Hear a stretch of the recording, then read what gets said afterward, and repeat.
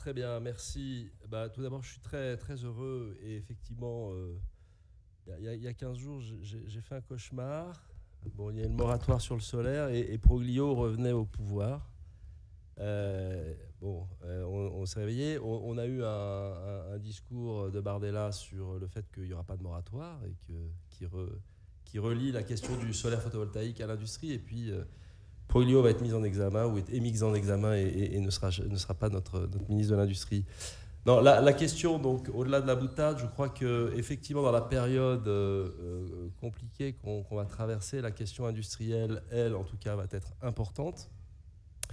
Et là, on doit rendre grâce à notre président bien-aimé, Daniel Bourg, qui, il y a 3 ans, quand il m'a nommé vice-président en charge de l'industrie au syndicat, on avait l'intuition que, en fait, cette question industrielle est extrêmement importante puisque dans les débats qu'on a en France en particulier sur la question de la souveraineté, revient toujours la question du nombre d'emplois dans les artefacts industriels et que face à une autre industrie qui est souveraine et qui est celle bas carbone du nucléaire, on avait toujours ce déficit en termes d'ouvriers et de techniciens qui travaillent directement sur la chaîne de valeur en Europe et en particulier en France. On le rappelle, la France a cette singularité d'être le pays industrialisé de l'électricité. On a les plus grandes entreprises sur toute la chaîne de valeur. On les a eues dans l'hydraulique, on l'a dans le nucléaire, mais on l'a aussi dans l'électrotechnique avec Schneider, dans les applications, Legrand, les distributeurs, Sonepar. Et que donc la question du solaire, on vient tous aussi, et on discute avec Thierry de cette matrice qui a été l'écosystème Photowatt Total Energy dans les années 90. La France a été, on rappelle souvent, en 2002, on produit 2 fois plus de panneaux solaires en France qu'en Chine, et que derrière cette intuition, il fallait la nourrir. Donc j'ai profité et j'ai accepté cette charge puisque nous avions cette initiative à l'époque sur le papier, Carbone, qui aujourd'hui est effectivement un des piliers de la réindustrialisation en France sur le solaire photovoltaïque. Vous le savez, il y a d'autres initiatives et je crois qu'on a Holosolis qui est adhérent et on a toujours Voltec, même si d'autres petites parties, et Systovi a disparu, mais c'était peut-être pas dans le trend, c'est la question de la Gigafactory et qu'est-ce qu'on fait, sachant que pour nous, le point de départ, évidemment, c'est pas juste un rêve, c'est un élément factuel très simple. Et Daniel le rappelait, l'Europe nous soutient. Alors la question européenne est très importante dans le dispositif puisqu'il s'agit globalement pour l'Europe aujourd'hui de rapatrier la chaîne de valeur photovoltaïque sur un des marchés les plus dynamiques, qui est le 2e marché au monde après celui de la Chine. Et donc, il y a une obligation qui va s'imposer à tous les pays à ce que 40% au global en Europe du marché sera achalandé par des panneaux solaires fabriqués en Europe, ce qui veut dire sur toute la chaîne de valeur, avec y compris son sourcing polysilicium localisé sur notre continent. C'est quand même un marché assez important, puisque si on regarde les projections, on peut parler, enfin c'est une obligation qui s'imposera en tout cas en 2030 avec des points de passage. On rappelle aussi que c'est exactement comme ça aussi qu'est né le marché des énergies renouvelables en Europe, auquel moi j'ai participé à son émergence dans les années 90. Au départ, c'est un objectif global, là celui-là 40%, à l'époque on parlait de 23% d'énergie renouvelable sur la consommation primaire d'énergie, à horizon 2010. Et au début, les pays membres, plutôt certains réfractaires, la France a toujours été, voilà, c'était un engagement volontaire, mais qui progressivement s'est resserré pour être obligatoire. Et vous le savez, la France en retard doit payer aujourd'hui des amendes importantes eu égard à ces retards. Et tous les pays vont y arriver. Donc aujourd'hui, on parle d'un marché d'à peu près 40 à 50 gigawatts par an, donc sur un marché endogène européen de 100 à 150 gigawatts. Et c'est là-dedans que nous, on a inscrit Carbone. Carbone, c'est 5 gigawatts, donc vous voyez à peu près le rapport. Il faudra 5 à 10 gigafactories comme Carbone pour répondre à cette demande qui sera évidemment à isothérie pour tous les acteurs. Il y aura un cadre régulatoire adapté qui fera que vous aurez les mêmes conditions de rentabilité et les mêmes plaisirs à travailler avec des produits qui seront en Europe. Donc ce marché, il se structure. Donc ça a été D'abord, au-delà de l'affichage, il a fallu après décliner. Donc ça, il y a 3 pièces législatives très importantes en Europe qui ont été passées et qui vont structurer ce marché. Donc d'abord, il y a le Net Zero Industry Act qui repère les 40 filières critiques sur lesquelles l'Europe doit retrouver sa souveraineté, dont le solaire photovoltaïque, avec un constat simple, c'est que sur chacune de ces filières, la Chine domine les marchés, que ce soit les voitures, que ce soit les batteries, que ce soit les électrolyseurs, et j'en passe, et des meilleurs. Mais la Chine domine à peu près 80 à 99% des marchés. Et aujourd'hui, pour tous ces marchés, une situation surcapacitaire qui, à mesure que les marchés américains et indiens se sont totalement fermés, l'Europe, qui était en situation de dépendance totale, est en train de se faire coloniser. Et vous savez comment on colonise, hein, on donne de la verroterie. Et nous, avec les panneaux à 10 centimes, qui aujourd'hui, je le rappelle, la part des matériaux va bientôt devenir moins coûteuse que le transport, surtout si on est sur des containers à 20 000 $. On a vraiment une invasion et un mécanisme de dumping qui a été reconnu. Donc on a cette première pièce qui dit quoi? Qui dit les États membres, pour atteindre cet objectif de 40%, peuvent déroger aux aides d'État. Il y aura un certain nombre de latitude qui sera laissée à chacun pour adapter le cadre régulatoire, donc celui que l'on va avoir en France en particulier, sur les appels d'offres, sur le tarif d'achat ou sur les aides qui sont les données à l'autoconsommation, les subventions directes, pour les rendre définitivement plus jamais aveugles à la provenance des produits. Donc ce sera adapté et fléché en fonction des produits. Deuxième pièce qui est extrêmement importante, c'est la loi contre le travail forcé. Donc la même qui s'applique aux États-Unis va s'appliquer à partir de 2027 en Europe. C'est-à-dire qu'il ne pourra plus y avoir d'importation de produits avec des pénalités très fortes pour les importateurs et ceux qui utilisent ces produits dès lors qu'il n'y aura pas une traçabilité absolue qui fait que nous n'aurons pas, avec la charge aussi à l'importateur et derrière au producteur, et non pas, comme il a été à un moment donné envisagé, à la charge de l'acheteur, mais que s'il n'y a pas une traçabilité absolue, traçabilité veut dire avec des organismes agréés en Europe pour pouvoir faire des enquêtes sur les pays visés. Alors, on est un peu plus subtil en Europe qu'aux États-Unis. Aux États-Unis, c'est vraiment la Uyghur Labor Forced Act. Hein. Donc, voilà. Nous, c'est le travail forcé de manière générale, sans préciser si c'est un État particulier. Mais en gros, on voit bien que pour les panneaux solaires, dans la mesure où une grande partie de la question du polysilicium et du silicium métallurgique est une production dans des zones où il existe des camps de travail forcés pour les Ouïghours qui travaillent sur ces matériaux-là. On voit bien aussi la question qui va être posée demain aux utilisateurs qui vont, pour financer leur projet, avoir besoin des banques. Et aujourd'hui, les banques sont très, très en avance sur ces dossiers, puisque si on combine avec la loi américaine, elle est encore plus forte, puisqu'elle peut mettre, dès lors qu'une entreprise chinoise et du polysilicium est inscrite sur une liste noire, la banque qui financerait des projets en dehors des États-Unis, en Europe en particulier, avec ces produits, risque de perdre sa licence bancaire aux États-Unis. Donc il y a vraiment une question là-dessus qui n'est pas que théorique. Et enfin, une dernière loi qui est importante, qui est la loi sur les matières critiques, dont il y a le silicium métallurgique, qui est le matériau de base, aussi bien pour l'industrie de l'électronique que pour l'industrie du solaire. Et voilà l'ensemble du dispositif qui fait que nous, on a construit Carbone dans cet ensemble de dispositifs avec une gradation. L'intérêt aussi de notre initiative, et ça, on le partage tous les jours. Alors là, on travaille effectivement en vraiment très étroite collaboration, aussi bien avec Daniel qu'avec Jules Nissen du CERF, c'est que nous avons pu ouvrir la porte du ministère de l'Industrie, de Bercy, qui est aujourd'hui le ministère qui, dès lors que Pannier-Runacher n'était plus notre ministre de la Transition énergétique, l'énergie est revenue dans l'industrie. Nous, on a un dialogue constant avec la DGE, ce qui permet de jouer avec la DGEC et la DGE, qui sont les deux administrations. Bon, il y a un petit peu de désalignement parfois, mais ce qui permet enfin d'avoir accès à cette porte qui nous était fermée jusque-là. Juste rappeler, après, bon, Carbone, évidemment, alors je dirais que, normalement il y a une super police et une super Voilà, mais visiblement, ça bug. Mais c'est pas grave, mais c'est super beau. Mais en gros, ce qui va être intéressant, c'est qu'on va parler de souveraineté, on va parler de projets d'intérêt national, et on va parler d'ouvriers et de techniciens. Et en tout cas, nous, dans la zone où on est à Fos, on a pu le tester parce qu'on a fait une concertation préalable avec la Commission nationale du débat public.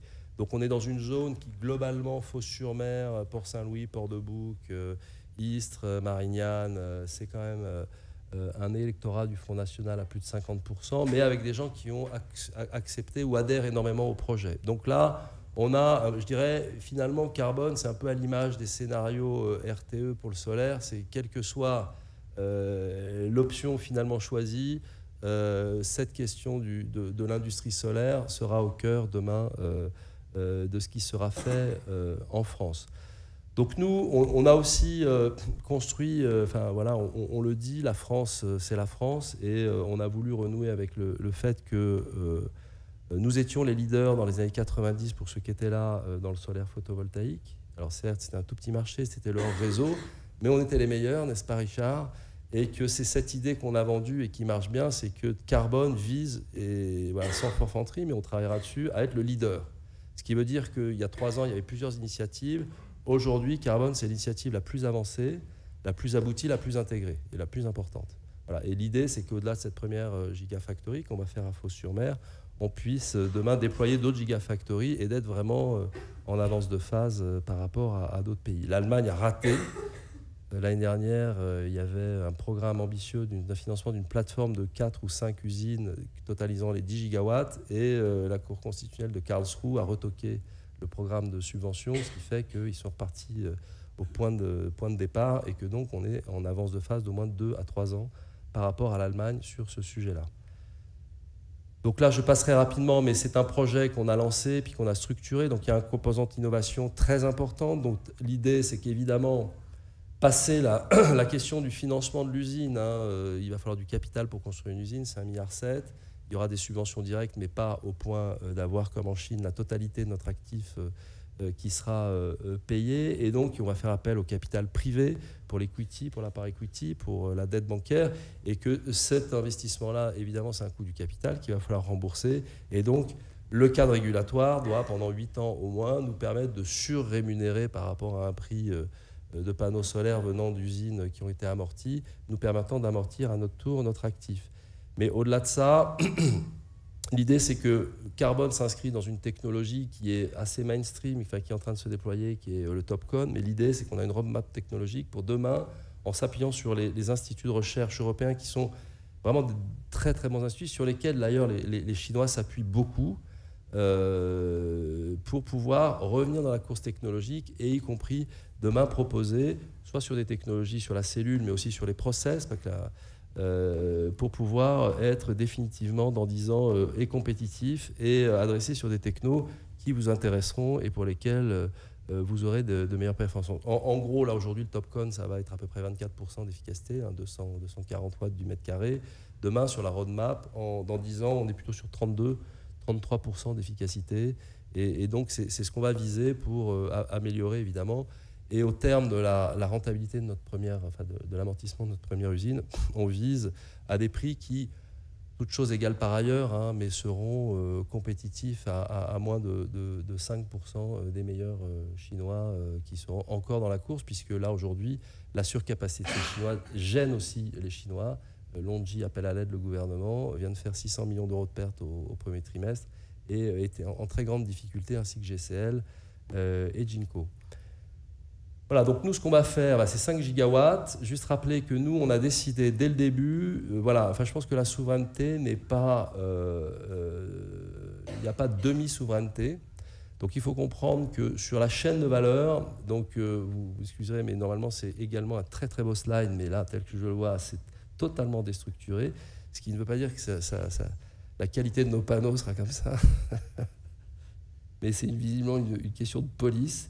Mais nous, voilà, nous, on part du polysilicium. Alors, on a la chance en Europe encore d'avoir cette chaîne-là qui est maîtrisée avec 2 grands acteurs qui sont Ferroglobe, Ferropem, dont les usines d'ailleurs sont en France, qui fait du silicium métallurgique à partir de quartz, qui est aujourd'hui extrait de carrières en Galice. Ce quartz qui est donc transformé en silicium métallurgique avec du charbon, enfin c'est dans des usines assez extraordinaires, et notamment celle des Claveaux dans la Romanche, pour ceux qui connaissent, qui a fait d'ailleurs l'objet de, je crois, été dans les Rivières Rouges, enfin dans un film. Voilà, c'est quand même de la grosse industrie qui, après, ce silicium métallurgique part en raffinage et va chez Wacker en Allemagne, Wacker Chemie, qui possède à peu près 15 à 20% du marché mondial du silicium de qualité de grade solaire, qui aujourd'hui est utilisé à 100% par la Chine. Donc là, on rentre dans ce que la Chine domine, c'est-à-dire la cristallisation, donc la formation de lingots, et le sciage, les wafers. 99% du polysilicium est tiré en lingots en Chine ou par des acteurs chinois dans des géographies proches, le Vietnam en particulier, et 99% des lingots sont sciés en briques et en wafers par des acteurs chinois. Donc là, on a vraiment le nœud principal de la perte de souveraineté, puisque ça, ces activités-là, c'était pratiquement ce que savait faire Photowatt. Alors pas avec le même procédé Czochralski, mais avec des lingots et du monolike. Mais on maîtrisait vraiment ça il y a encore 20 ans dans notre pays, à travers Photowatt, qui aujourd'hui ne maîtrise que le sillage et sur des toutes petites quantités. Ensuite, on a ces wafers qui sont transformés en cellules. 87% des cellules sont fabriquées par des acteurs chinois. Et enfin, les modules, où là, on va descendre à 78-80% des modules, sachant que 85-90% des modules en Europe proviennent de Chine, d'acteurs chinois, et en France, je crois qu'on monte à 95%. Donc voilà, c'est ça la question de la souveraineté. C'est soit on considère, et on nous pose souvent la question, mais les Chinois le font, pourquoi devrait-on le faire ? Voilà, si vous considérez que sur les 40 technologies, les Chinois le font et doivent le faire, il faut choisir, et le solaire photovoltaïque est une brique essentielle. La France est le pays de l'industrie électrique, et donc on le fera ici en France. Donc, notre projet, c'est juste vous rappeler que, évidemment, Carbone, c'est une gigafactory, mais qui va s'accompagner de 3 pièces essentielles. Donc, d'abord, on a un pilote. Donc, ça veut dire qu'en septembre 2025, vous aurez des modules Carbone qui existeront et qu'on vendra, alors principalement sur le B2C. Et je crois que c'est ça aujourd'hui, le plan. Qui sera un pilote dans lequel on va pouvoir tester à la fois une ligne totalement automatisée, commencer à travailler sur des process et de la formation pour avoir, nous en tout cas, une présence sur le marché en accéléré et pouvoir accélérer, tant du point de vue technologique, process et market, notre présence. Ensuite, on aura, donc la première Gigafactory, c'est sur un terrain, je vais vous le montrer, à Fos-sur-Mer, sur 45 hectares. Mais ensuite, on aura un centre de R&D assez performant où, avec le CEA et l'ISC Constance, on est en train de travailler sur quelque chose d'assez profond, et une académie pour former nos collaborateurs, pour aussi nos partenaires, nos clients, et aussi sur le soft power. Moi, j'ai fait beaucoup d'électrification en Afrique et j'ai formé beaucoup de cadres africains de l'industrie électrique sur beaucoup d'usages et de nouvelles pratiques, et notamment sur le calcul économique et le calcul d'investissement. Et donc, c'est aussi ce qu'on veut faire, c'est pouvoir proposer demain une sorte de soft power, et pour nos futurs clients, les aider dans la géographie où ils atterriront, de pouvoir accueillir des cadres décideurs sur ces géographies. Et ça sera Carbone Labs et Carbone Academy, ce sera sur un site de 16 hectares à Istres, que nous aurons, on va faire l'annonce dans les jours qui viennent.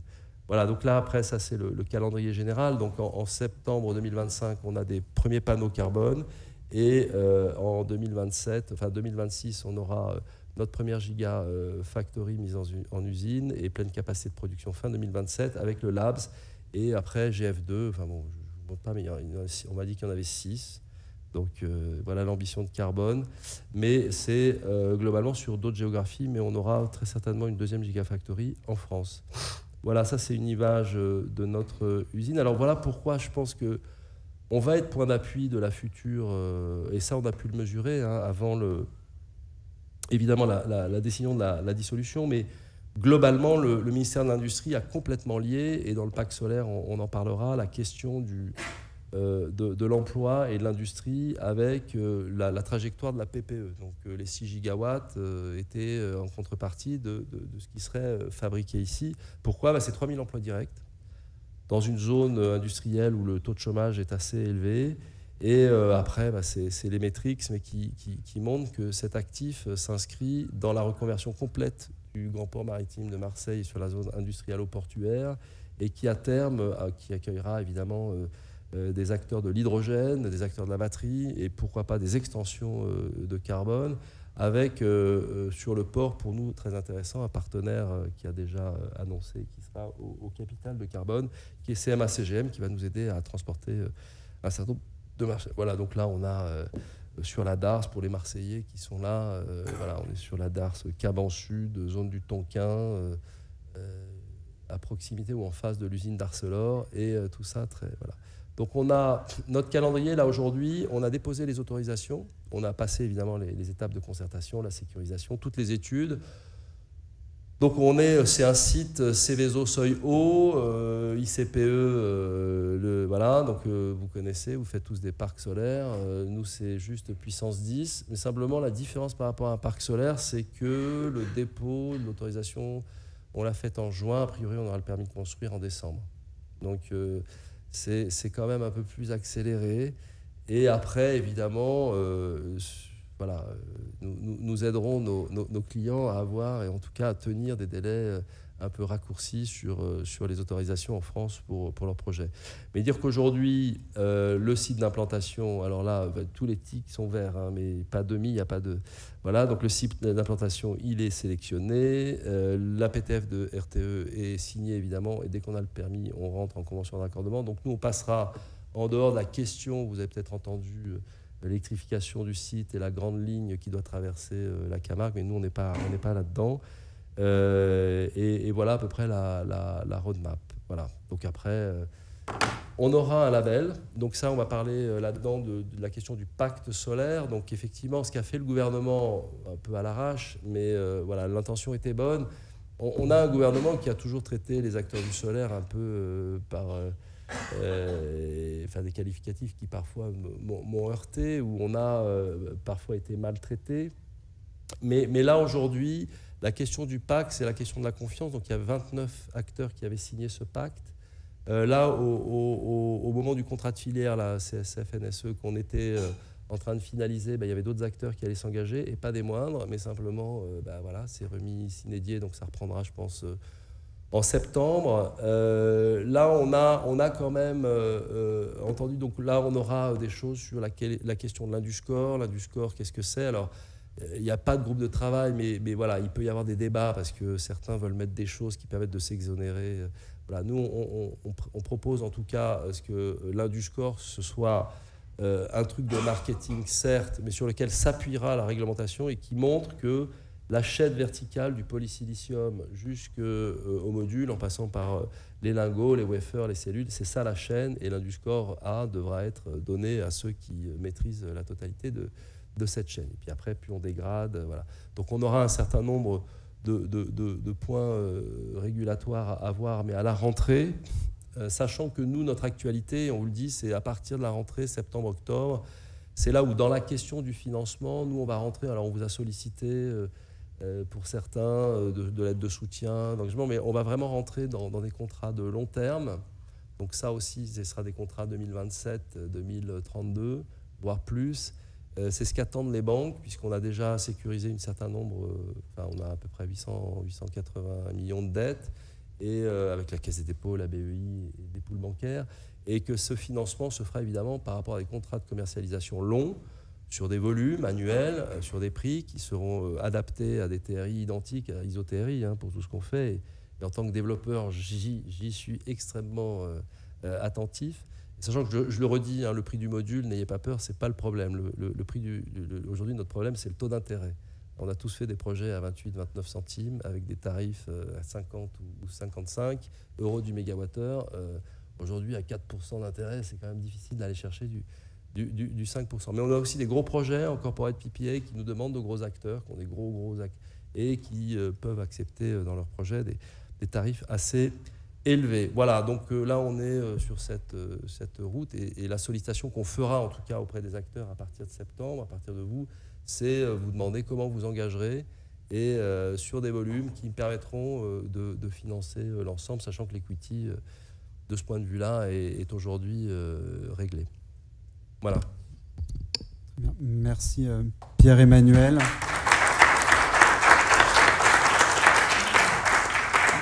Je propose... Merci Richard. Bonjour à tous, Frédéric Fortin, CVE. Merci pour les interventions déjà, puisque c'était extrêmement intéressant de voir comment les projets avancent, etc. J'ai une question pour chacun d'entre vous, en fait. Donc pour Pierre-Emmanuel, une question. On serait intéressé de savoir d'avoir plus d'infos sur le pacte solaire. Ce que tu l'as mentionné, en fait, est-ce qu'on peut s'attendre à avoir peut-être des éléments plus précis au mois de septembre? Est-ce que tu peux nous... Enfin, on serait curieux de savoir s'il y aura finalement plus de clarté sur les engagements à prendre, les contreparties, etc. Donc, parce que nous, en fait, chez CVE, on a été pris de court, hein, disons-le, sur Manosque, en fait. Et donc, on regarde avec attention le sujet. Mais voilà, on serait preneur d'avoir plus d'informations. Alors, je répondrai sur la question du pacte solaire. Alors, bon, pour rien vous cacher, on a aussi, nous, été un peu pris de court. Ça a été aussi une opération de communication qui nous a été signifiée quasiment la veille pour le lendemain. Donc, il y a eu des discussions, il y a eu des échanges, mais voilà. Donc, je pense que en tout cas, après, je sais pas, moi, j'ai plutôt tendance à avoir le verre à moitié vide. Alors, tout d'abord, pour les précisions, c'est pas forcément moi, mais il y a Étienne Roche là qui est dans la salle, qui connaît et qui est mon directeur de cabinet, mais qui s'occupe pour Carbone de toute l'équipe influence et affaires publiques, et donc qui pourra répondre à toutes vos questions et en tout cas peut centraliser comment on amène effectivement à ce qu'à un moment donné les acteurs puissent mieux se faire entendre et eux-mêmes puissent comprendre les engagements qui sont attendus. Voilà. La France n'est pas le pays du consensus et de la concertation la plus évidente. Il faut quand même savoir que moi je viens d'une industrie avant 2000, la loi de modernisation du service public de l'électricité, donc je viens du solaire avant cette loi, où au sein de la DGEMP, il y avait un service qui s'occupait de nous, des énergies renouvelables et l'utilisation rationnelle de l'énergie, ce qui en acronyme fait CERUR. Donc on avait un modeste fonctionnaire, peu rangé, voilà, et c'était bon. Donc on a quand même une administration qui essaie et tente en tout cas. Après la disparition, je pense que si on avait eu notre ministre de la Transition énergétique, ça serait passé autrement, très clairement. Mais c'est un point de la DGE. La DGE veut dire, ou en tout cas industrie, d'abord, et ensuite, voilà. Donc il y a eu juste cette annonce qu'en fonction de l'engagement, il y aura les 6 à 7 gigawatts dans la PPE. C'est le point de départ. Après, il y a de grands acteurs qui ont trouvé qu'effectivement, vous n'êtes pas les plus compliqués, parce que ceux qui ont signé, il manque quand même les 3 gros. Qui ont jugé que juridiquement c'était compliqué et que sans... Voilà, bon, après, vous voyez, c'est quand même des entités qui ont aussi l'habitude d'avoir leur réseau et de discuter directement avec l'État. Donc nous, on a... en tout cas, on prend ce point et là, on va voir quelle est la nouvelle dynamique. En tout cas, nous, avec la DGE, ça se passe très bien. Il y a eu une commande politique. Donc voilà, quelle sera la nouvelle commande politique autour de ce pacte solaire? Je vous invite en tout cas de vous rapprocher d'Étienne qui peut centraliser. Enfin, on pourra voir comment avec Enerplan on peut par le syndicat et puis se mettre à travers ma vice-présidence pour répondre et que ce soit un vrai acte d'engagement et qu'on cesse de nous traiter de spéculateurs ou d'opportunistes. Bonjour à tous, Gauthier Ténergie. Je voulais revenir sur le pacte solaire aussi. On sait que quand on arrive à organiser avec un discours cohérent entre les syndicats et les acteurs de la filière, on arrive souvent à avoir gain de cause. Il y a eu un article il n'y a pas longtemps de temps dans la presse qui parlait des actions des 3 gros non signataires de lobbying pour négocier entre guillemets des vraies contreparties au pacte solaire. Aujourd'hui, est-ce qu'on sait le contenu des discussions et est-ce que les points sont alignés avec ceux notamment qui sont portés par Enerplan? Alors là ça dépasse mes compétences, mais là je renvoie à Étienne qui est au cœur du sujet. Il y avait effectivement des discussions entre l'État et les 3 majors, on va les appeler comme ça, dans les dernières semaines, pour qu'il y ait des contreparties côté État, enfin, des engagements plus fermes de l'autre côté de l'État, afin qu'ils s'engagent. Bien entendu, la nouvelle situation a complètement rebattu les cartes, et je pense qu'on y verra plus clair, malheureusement, qu'en septembre, à présent, dans le meilleur des cas. Ça dépendra aussi de ce qui sort des urnes le 7 juillet au soir. Mais effectivement, il y avait des échanges entre les majors, en particulier, si on veut citer des noms, entre Engie, EDF et l'État, sur des engagements réciproques. Pas le pacte solaire, ça. Oui, une question pour toi, Pierre-Emmanuel. Tu l'as évoqué, mais je voulais approfondir un peu le sujet sur la surproduction actuelle chinoise. À un moment donné, il y avait des rumeurs du fait que cette surproduction et ce dumping forcé allait mettre à terre, ou en tout cas rendre plus difficile les deux projets Carbone et Holosolis. Quelle perspective voit-on par rapport à ça? Alors toi, tu n'arrives qu'en 2027, comme tu nous l'as évoqué, donc de toute façon, le marché aura du temps de s'adapter. Mais aujourd'hui, on est tous, en tout cas, acteurs du photovoltaïque en train d'acheter des panneaux à des prix qu'on n'a jamais vus, à peine au-dessus de 10 centimes du watt-crête, ce qui aide énormément l'économie de nos projets, il ne faut pas se le cacher. Et comment ces choses-là, dans ta compréhension du paysage chinois, va évoluer si l'Europe se ferme, comment les choses peuvent être au bénéfice justement de Carbone et de Holosolis? Alors, bon, notre compréhension, qui en tout cas s'appuie sur un certain nombre d'études et de voyages, et en gros, la question de la surcapacité sur le photovoltaïque, mais à peu près sur tous les autres segments qu'on a évoqués, c'est qu'il y a eu un énorme effort de la Chine sur ces technologies vertes pour amener en gros un outil de production capable d'adresser le marché mondial. Cet outil de production, en général, a été constitué par une libéralité très forte à l'accès financement public à travers les régions et beaucoup d'initiatives privées, des industriels qui se sont lancés, non forcément, et c'est là où, en tout cas, nous, on a été surpris parce qu'on imagine un État central, planificateur, etc. Pas du tout. C'est la jungle. Donc, on a beaucoup d'acteurs qui, globalement, font des usines, ils ont de l'argent, et puis voilà. Il y a un événement majeur qui s'est passé en Chine, c'est l'écroulement du marché immobilier, qui fait qu'un très très grand nombre d'acteurs ont complètement réorienté leur allocation et leur stratégie sur ces nouvelles technologies, puisqu'il fallait le faire, et donc on a à peu près les mêmes causes, mêmes conséquences. On a les gens qui fonctionnent à l'aveugle avec l'idée que c'est l'avenir, et indépendamment de tout lien avec une certaine forme de prudence à l'investissement. Donc cette surcapacité, c'est vraiment un marché dérégulé.